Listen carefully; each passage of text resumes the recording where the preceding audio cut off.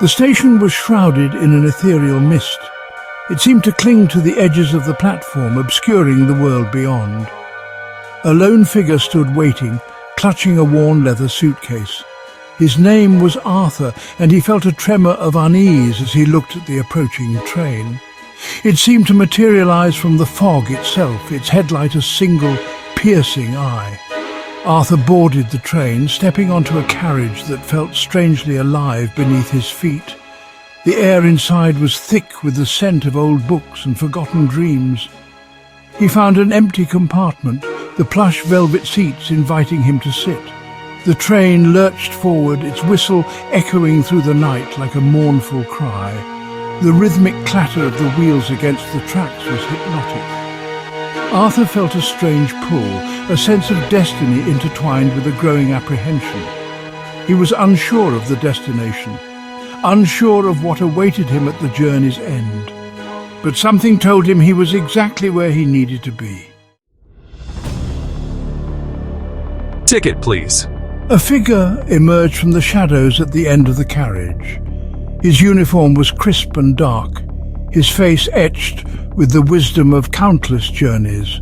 This was the conductor, his eyes holding a glint of something ancient and knowing. Arthur fumbled in his pocket, retrieving a worn ticket with the words "Edge of Nowhere" printed in faded ink. The conductor took it, his gloved fingers brushing against Arthur's. A jolt of energy, barely perceptible yet undeniably present, passed between them. Welcome aboard the Midnight Express.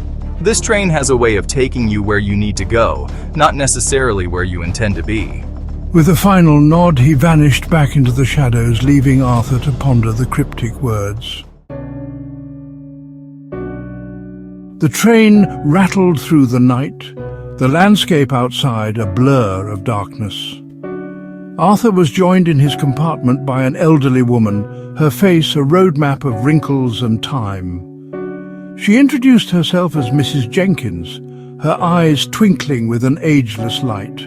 This train, dear boy, it feeds on stories, on desires and regrets, on hopes and fears.